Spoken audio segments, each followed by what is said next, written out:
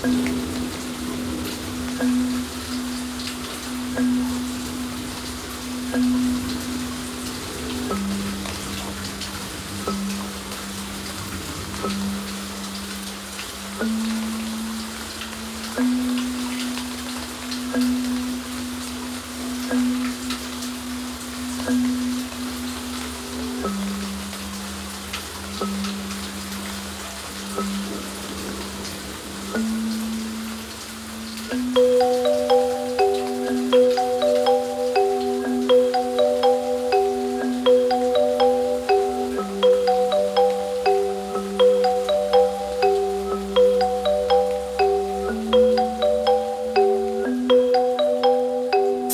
like the rain.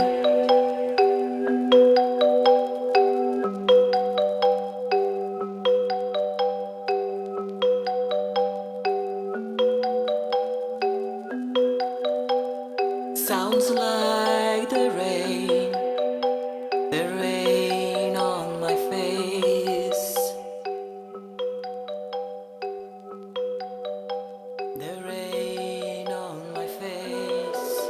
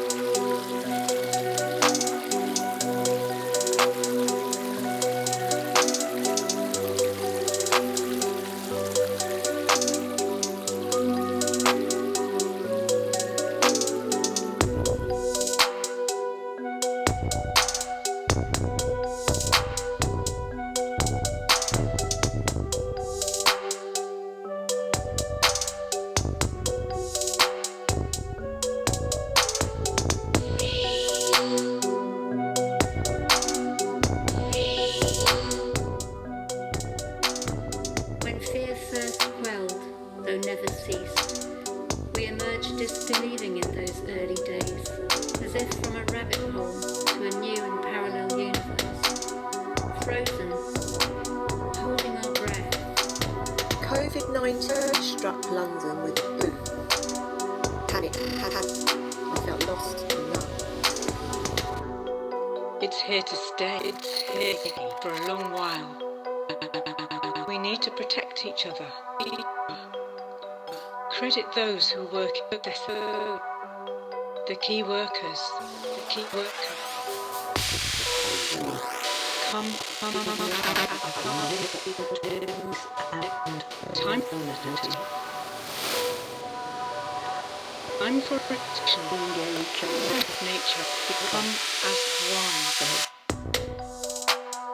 Sounds like the rain on my face.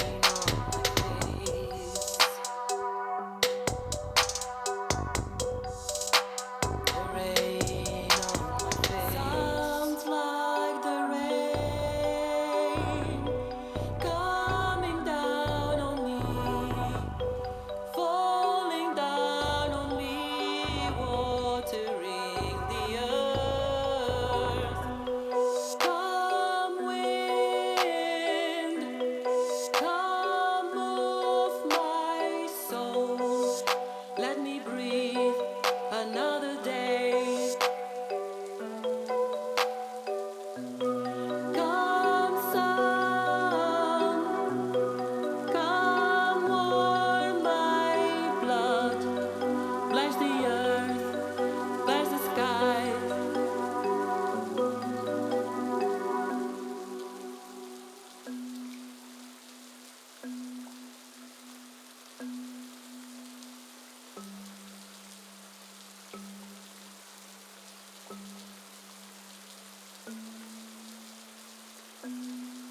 Okay, it is here. Keep to a routine. Try not to panic. Don't give in or give up. Stay strong. Accept the situation. and look after friends, maintain contact, but be careful not to hug the ones you love.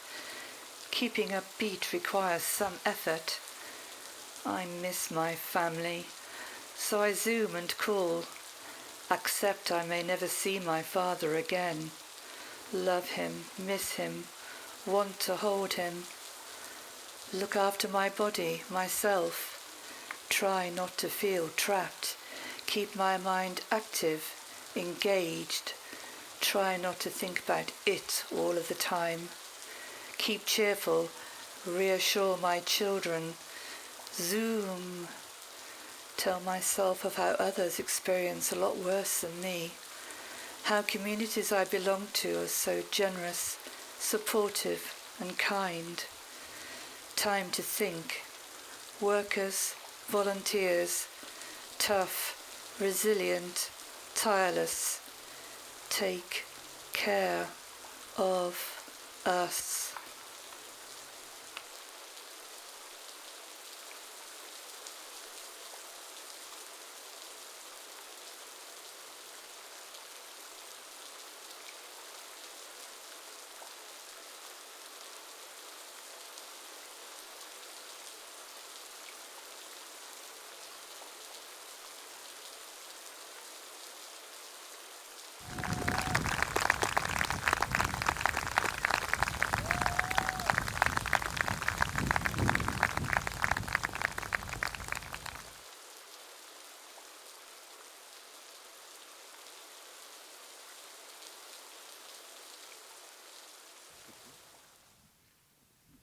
Good afternoon and welcome to today's ceremony. My name's Councillor Danny Thorpe and I'm the leader of the Royal Borough of Greenwich. It began for me on Sunday the 8th of March at 9:39. An email arrived to tell me that our first positive COVID case had been confirmed in the hospital that stands behind you. Like many of you, I'd been watching the news about this new virus that had emerged thousands and thousands of miles away. And suddenly, it was here, in our borough and in our home. How had it got here? Who had it? Who else was exposed? What did it all mean? Questions that kept spinning in my mind throughout the night. The next few days blurred into one. We were busy organising, planning, communicating, taking decisions. The only modelling that existed suggested that we'd need 4,000 ventilators for this part of London. We had 17. Long, long days as we worried, processed, and feared what was to come. I've been the leader of this great borough for 2 years and have experienced a fair number of difficult events and conversations in that time. Death, fire, terrorism. But even in those early days, this felt darker, heavier, more terrifying than anything I'd ever known. Just a few days later, I remember sitting in my office as the World Health Organization declared that COVID-19 was now officially a pandemic, spreading freely across the world. Meetings became more frenetic, people became more panicked, the scale of the virus became clearer. I remember walking through Power Street in Woolwich, looking at the growing, snaking lines outside our shops, the fear-filled faces of our residents, their bags soon packed with whatever was left on the shelves. I remember leaving the town hall after a 15-hour day and reaching Sainsbury's to find empty supermarket shelves, row after row of unfilled space where food had always been plentiful. And I remember seeing the angry, tired faces of shoppers the next morning, forcing their way through the doors to grab whatever was left.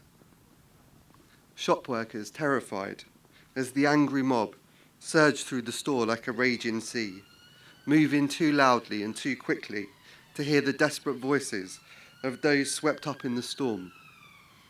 those who would end up with nothing. And then the volume of the world turned down. The skies no longer filled with the planes' roaring engines, our roads no longer rammed with overflowing buses. Lockdown, silence, emptiness. Leading our borough is a privilege I can never adequately describe. But in those dark days and moments, it was truly terrifying. But soon, in amongst that darkness and the heaviness, lights began to emerge. And as those days became longer and the challenges grew more complex, those lights have only grown bigger and shone more brightly.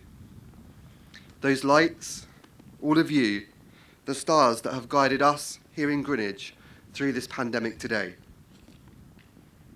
The first challenge that we faced was mobilising our volunteers, helpers of all shapes and sizes, who were desperate to see what they could do for their community.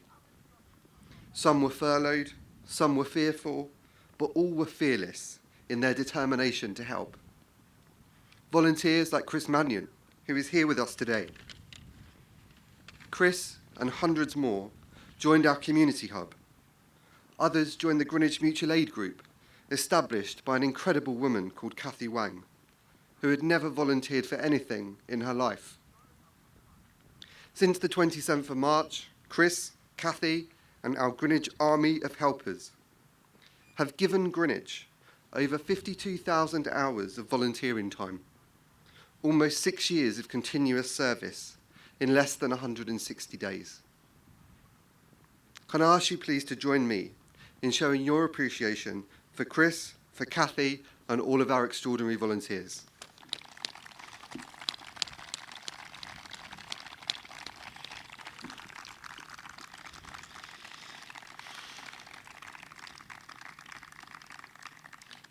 An immediate challenge that we faced was finding new ways of working to help those people in need. And whilst we're all Zoomers now, we weren't back then, and you can't get virtual prescriptions or ask a robot to deliver your shopping. Our community hub was set up almost overnight, a network of organisations and partners with Charlton Athletic Community Trust at the core. The Trust do truly inspirational work across Greenwich, leading our short breaks programme for disabled children and a lot of our public health work. In a matter of days, they changed their entire operating model and were out on the front line from day one. Football coaches became personal shoppers, swapping the training ground for the co-op. The community pharmacy people had collapsed, leaving hundreds of our residents without medication. Jason, DJ, and the team stepped up to every single challenge that we asked and delivered, and nothing was ever too much trouble. Since the 27th of March, they've taken over 100,000 calls from residents in Greenwich asking for help. One of those calls was from Emma. Emma was in Australia and her mum was stuck here. Not only was her mum shielding, she had cancer and had run out of chemotherapy pills. Within 12 hours of calling from down under, the Trust had got Emma here to the hospital for the blood test she needed to get her medication. A literal lifeline for Emma's mum and many more throughout the whole of this period. Can I ask you all now please to show your appreciation for everyone who's worked so tirelessly for us in our community hub.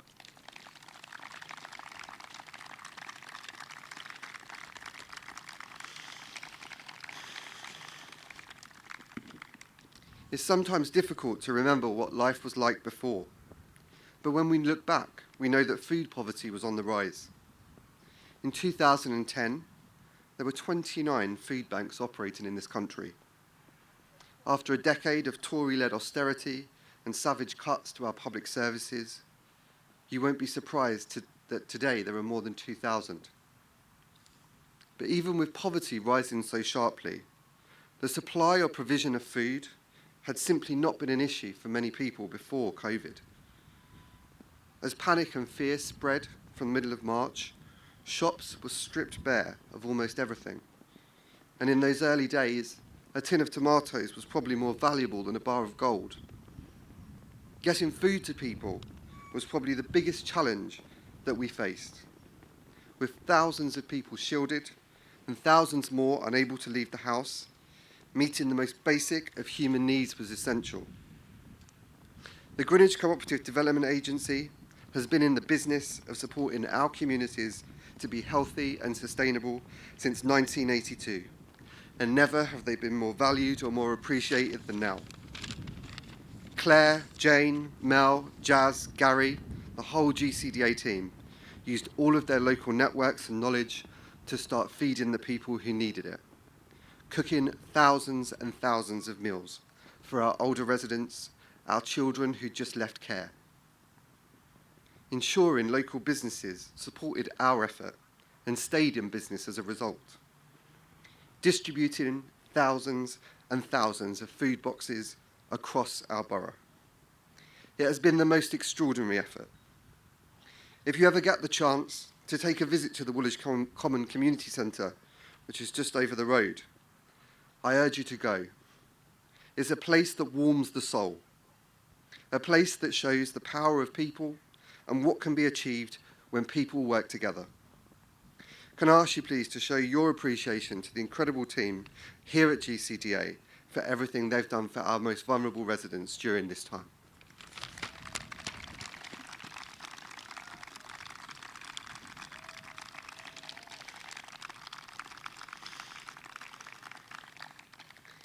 I've learnt that during these past few months, there will always be more people to thank and never enough time to do so. The incredible team of officers that I'm lucky to have at the council have risen to this challenge in ways that I could not have hoped for. The very best of public service. Last night, I was honoured to share this stage with Angela Heller, who's the chief nurse here at the Lewisham and Greenwich NHS Trust. Angela has led the nursing team here in Woolwich through what must surely be the challenge of their career. And while the clapping may have stopped, we must ensure the increased respect, admiration and support we have seen for our NHS continues to grow. Nye Bevan said that the NHS will last as long as there are folks left with the faith to fight for it. And I truly hope that after everything we have seen and been through as a country, that faith is bigger and stronger than before. We owe so many people an immeasurable debt of gratitude for what they have done for us. This pandemic has changed the world we live in for good. The things that we value and the things that we don't have never appeared so clear. I'm incredibly proud that we're here today at the first outdoor arts festival that this country's had. Real people at a cultural event.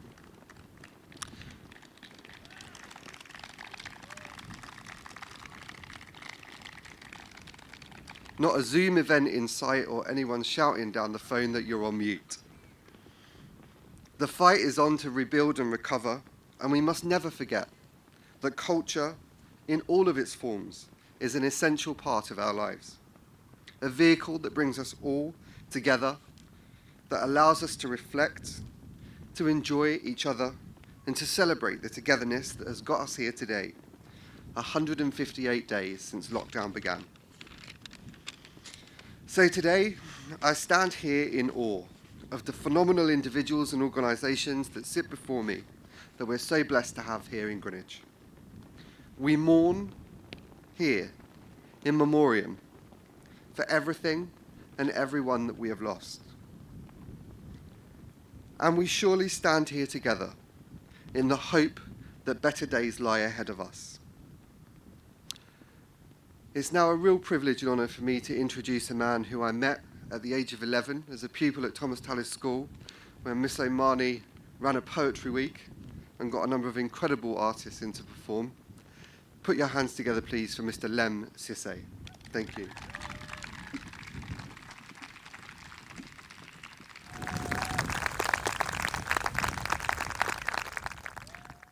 Touch is a thing, right? We speak of being touched. We speak of being touched. We speak of being moved, touch and be touched, move and be moved. It's what happens in the arts. It's what happened in that workshop in Thomas Tallis High School when your leader of the council was 11 years of age. We were moved. I was moved in that school. I was touched by the work that was produced. And it's in the pandemic that we seek out ways of touching each other and being moved by each other without touching each other. Grandparents are looking through windows at their granddaughters. Children are being born unable to touch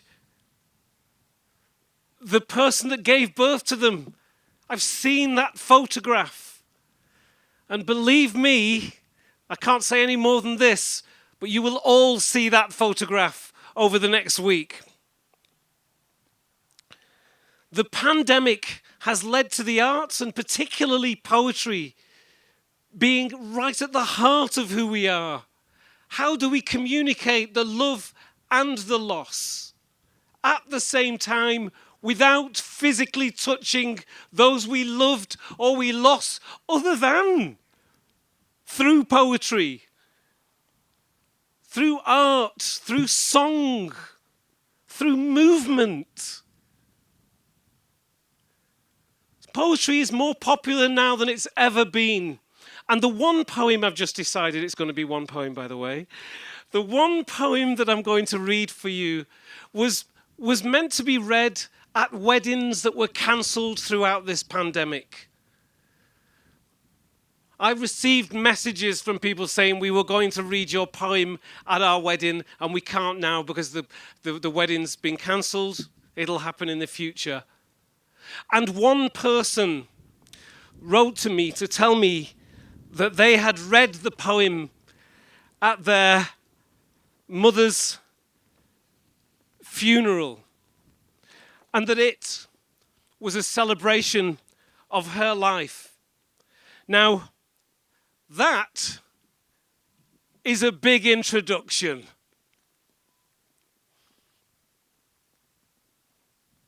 And normally I don't introduce this poem. What I do is I write back to the people who told me they were going to read it at their wedding and I say to them, have you paid me? That's a joke. The poem is called Invisible Kisses. If there was ever one whom when you are sleeping, who would wipe your tears when in dreams you were weeping, who would offer you time when others demand, and whose love lay more infinite than grains of sand. If there was ever one to whom you could cry, who would gather each tear and blow it dry, who would offer help on the mountains of time, and who would stop to let each sunset soothe your shades of mind. If there was ever one to whom, when you run, will push back the clouds so that you're bathed in sun, who would open arms if you would fall, who would show you everything if you lost it all. If there was ever one whom, when you achieve, was there before the dream and even then believed, who would clear the air when it's full of loss and who would count love before cost.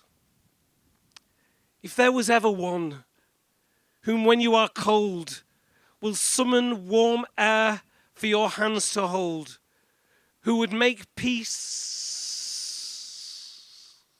in pouring pain and make laughter fall in falling rain.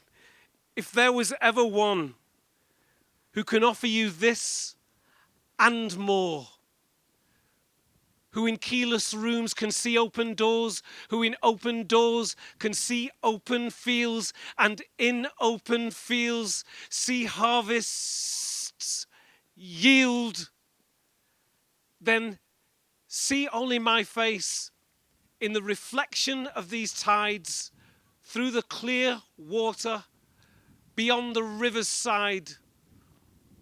All I can send is love, and all that this is, a poem and a necklace of invisible kisses.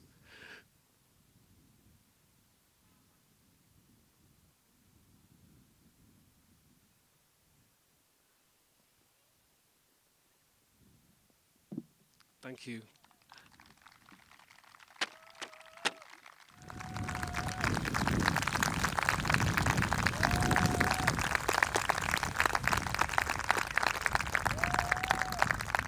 This is Not For You by Mike Kenny.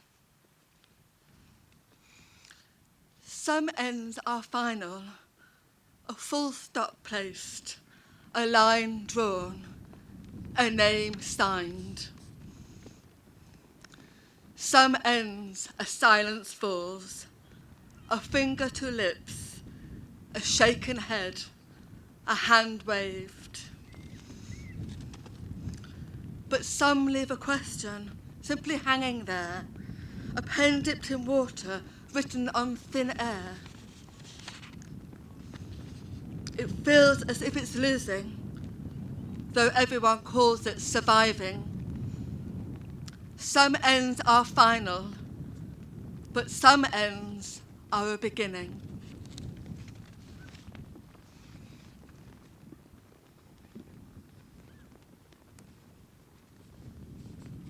Equality, Maya Angelou.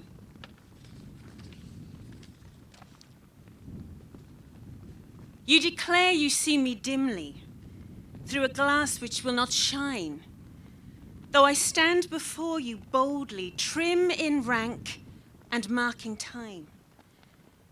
You do own to hear me faintly as a whisper out of range, while my drums beat out the message and the rhythms never change. Equality, and I will be free. Equality, and I will be free. You announce my ways are wanton, that I fly from man to man, but I'm just a shadow to you. Could you ever understand? We have lived a painful history. We know the shameful past. But I keep on marching forward, and you keep on coming last. Equality, and we will be free. Equality, and I will be free. Take the blinders from your vision. Take the padding from your ears, and confess you've heard me crying, and admit you've seen my tears. Hear the tempo so compelling, hear the blood throb in my veins. Yes, my drums are beating nightly and the rhythms never change. Equality, and I will be free. Equality, and I will be free.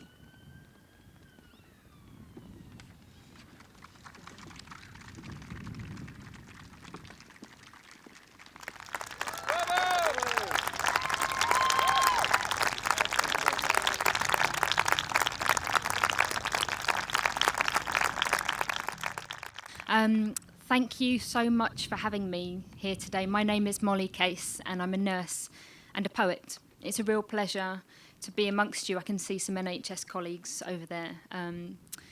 Thank you very much. So today, this afternoon, I'm going to perform a poem that I wrote during lockdown. I have been lucky enough to be away for 9 months.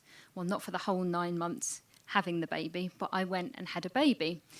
And so I have missed out on working on intensive care and working with my cardiac patients because I've been doing a different type of night shift, which has been a joy and a pleasure, but I have felt a huge amount of guilt seeing how hard all of my NHS colleagues have been, what they've been going through. And I know a poem doesn't necessarily make any of that better, but I know people find a lot of comfort in words. And certainly it was something that I wanted to be able to do. So with NHS England, I wrote this poem, and it's for everybody who works within the healthcare service, and also all of us as patients who have no doubt had to utilise the NHS, our wonderful NHS. And I called this poem Hold Your Pen Torches High, and it's split into 4 parts. 1. The earth is nursed on her front. First light brings end to a dreamless night. The earth lies face down. Infusion pump sounds, busy gloves and gowns surround her bed. Outside, the sun rises like a crown, a halo that gleams around her head. Night shift rounds are coming to an end. Hot coffee and tea, the earth's leaves return to green now that there is oxygen supplying her trees. The nurse finishes, takes off her PPE, looks in the mirror. Her name badge reads, "Hello, my name is Florence." She thinks, I am glitter and dust and light in the dark. I am peep and peak and burnt out stars. I am thousands of pen torches lighting a well-trodden path. And today is new. It is the 12th of May, and Florence Nightingale was born 200 years ago today. 2. The earth wakes at dawn. She sits up, stretches and yawns. Today is the 12th of May, her first baby's due date. The earth waits, holds her egg-warm roundness in the curtainy dark. She has found this last bit hard, midwife smiles that are hidden behind masks, but now she calls her midwife, who lives across the street. She comes running with cambium hands and heartwood feet. The earth has tending to her the very tallest tree, cuts with knowledge and kindness and skill beneath. Her baby is coming, streaks of red and gold, flashes of hot and cold, lavender, chamomile and marigolds. The earth's breath is controlled, and her baby is born, 3 souls forever notched on bark where a new growth ring forms. 3. The earth has grown older. She feels this in her bones when the weather grows colder. Her chest is a bird's nest of brittle sticks, no longer so easily fixed. The earth worries about her lungs since she is to stay at home. Frightened now she'll spend each day alone. Her phone rings. A specialist nurse who teaches her with one simple click, a flipped screen, and suddenly, less lonely in all of this, it is a video call. Across her deserts and forests and oceanic ridge, a tectonic shift, children's hope-filled drawings on the smooth banks of her snowdrifts. A voice she had missed, and from her living room, she's no longer adrift nor alone, moored to a nurse that picked up the phone. 4. We look to what came before. At Florence's lamplight quivering against half-opened doors, and to Cronk and Cavell, Saunders, Seacole and more. We look now to these nurses and midwives who cared for the earth, who look after each other and didn't put themselves first. Hold your pen torches high. To car park cries and angry tweets asking why, to those that rejoined and those on standby, to the earth's clearer waters and cloudless skies, to the people that stayed home with the days drifting by, to the nurses and midwives and all those who lost their lives, to all of them we know that didn't have to die. Hold your pen torches high. Here's to healthy days and hopeful nights. Thank you, NHS, the one and only, the very best. Thank you. Thank you.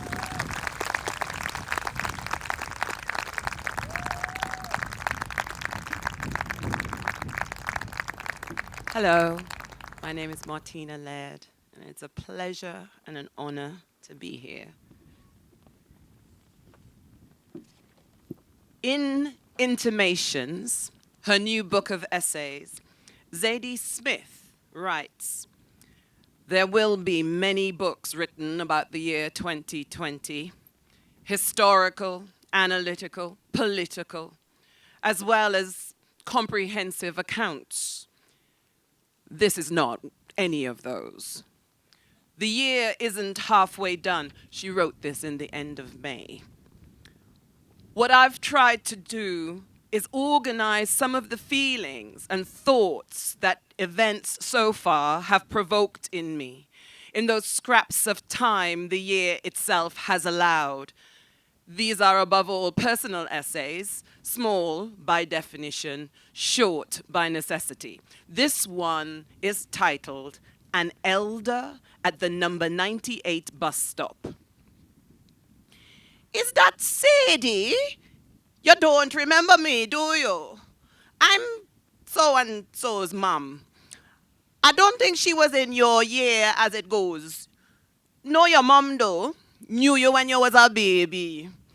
I see your mum not long ago in the high street, looking well. She didn't say you was back? Yeah, we're doing all right.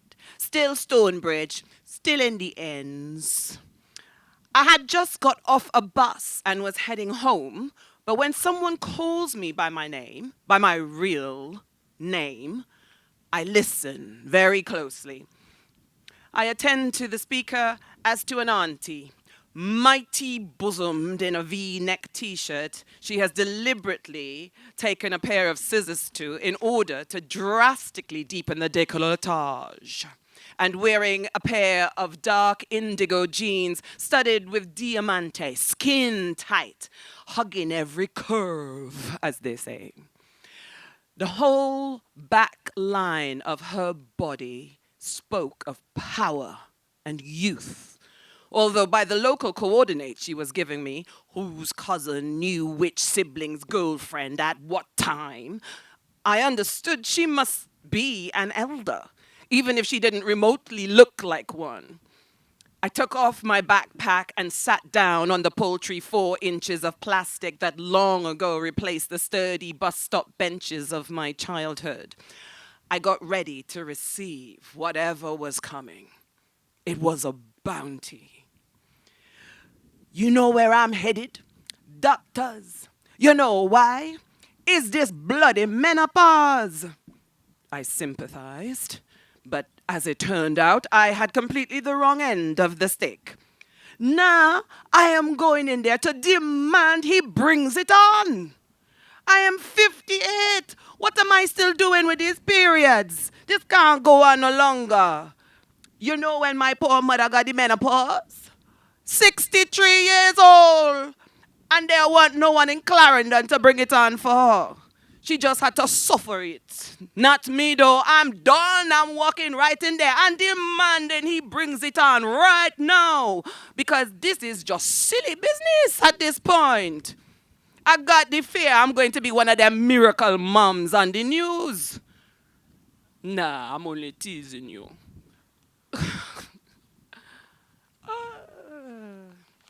But for real, enough is enough. I want that menopause today. Say hello to your mum for me, yeah? This is me. You're not getting on? Oh, okay. I head in Cricklewood Way. Good to see her. All right then. Wish me luck. It's not often you meet a fertility goddess on the number 98 bus stop. So she stayed in my mind as a symbol of a certain unconfined and uncontainable fecundity, a natural abundance, which I suppose I sheepishly connect in my mind with Jamaica, with its residents, its diaspora, bougainvillea, hills, gullies, music, stories. A typical second-generation question to ask yourself, how did all that prior abundance fit into this new habitat, into these boxy rooms on drab estates, these flats, these flower-free high streets, these narrow, rumbling buses? When you were a child, you looked up at your mum wrapped in gloves and scarf, shivering on the top deck, and tried to conceive of her earlier incarnation, barefoot in pristine brown and yellow uniform, walking towards the one-room schoolhouse, but not too quickly because of the heat, and stopping every now and then to smell huge purple flowers. It sounded like implausible nonsense, yet somehow it was true. Containment is terrible anyway, but how much more frustrating if it must be somewhere in the memory, even if it is only the epigenetic memory. Wide open spaces remain, now utterly out of reach.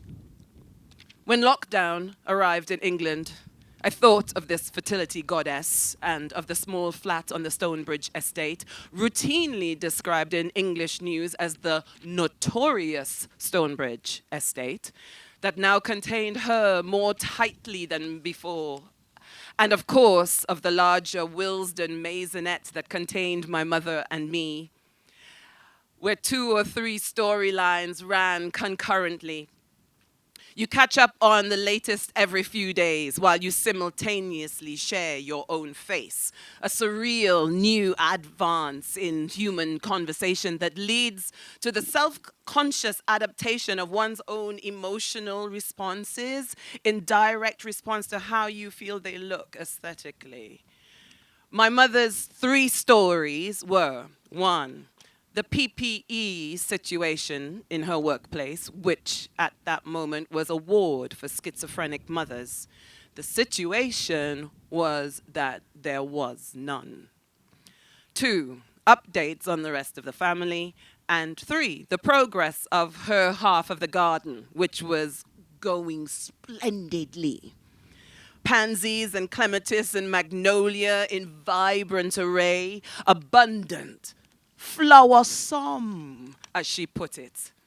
And so it went on for a few weeks. No PPE, all family still fine, even more abundant, flowersome garden.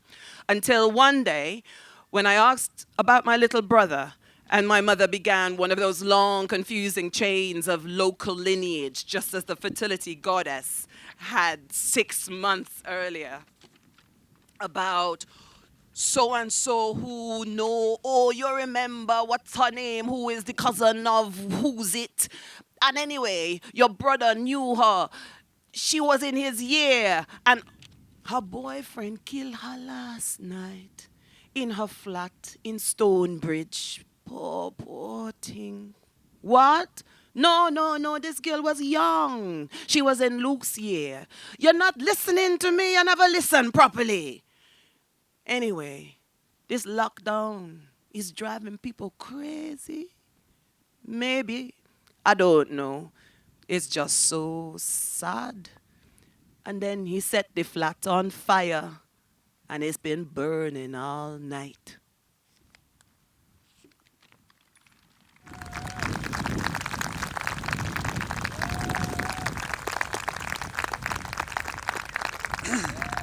Michael Rosen wrote These Are the Hands in 2008 to celebrate the 60th birthday of the NHS, and it deserves to be heard as often as possible. So this is for our brilliant NHS, including my wife. These are the hands that touch us first, feel your head, find the pulse, and make your bed. These are the hands that tap your back, test the skin, hold your arm, wheel the bin, change the bulb, fix the drip, pour the jug, replace your hip. These are the hands that fill the bath, mop the floor, flick the switch, soothe the sore, burn the swabs, give us a jab, throw out sharps, design the lab. And these are the hands that stop the leaks, empty the pan, wipe the pipes, carry the can, clamp the veins, make the cast, log the dose, and touch us last.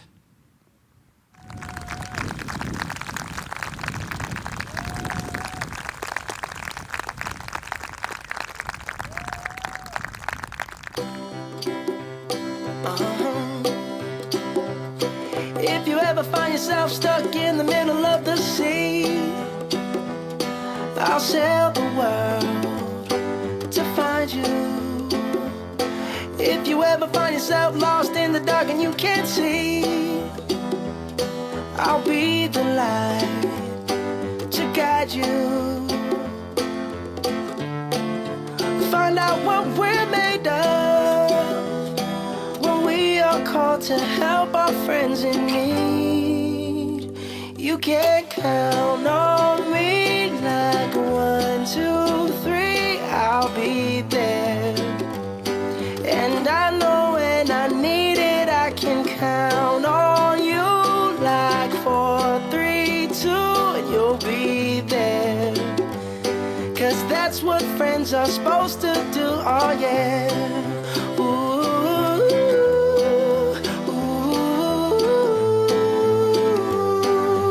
yeah, yeah. If you're tossing and you're turning and you just can't fall asleep, I'll sing a song beside you. And if you ever forget how much you really mean to me, every day I will remind you. Oh, find out what we're made of when we are called to help our friends in need. You can count on me like 1, 2, 3, I'll be there. And I know when I need it, I can count on you like 4, 3, 2, and you'll be there. 'Cause that's what friends are supposed to do, oh yeah.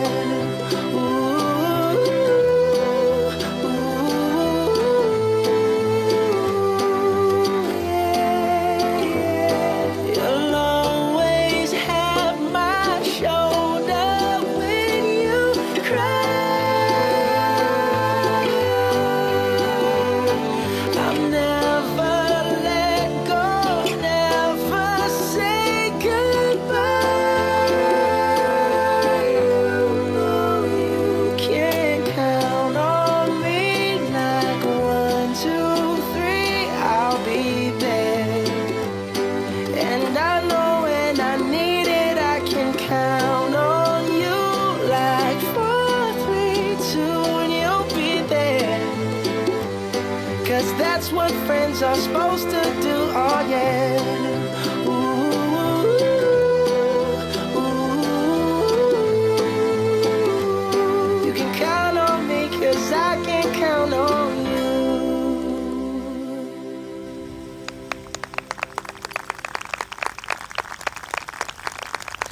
Love, shine a light in every corner of my heart. Let the love light carry, let the love light carry, light up the magic in every little part. Let our love shine a light in every corner of our hearts.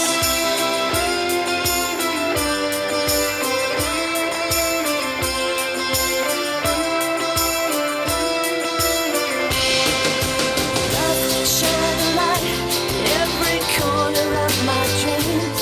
Let the love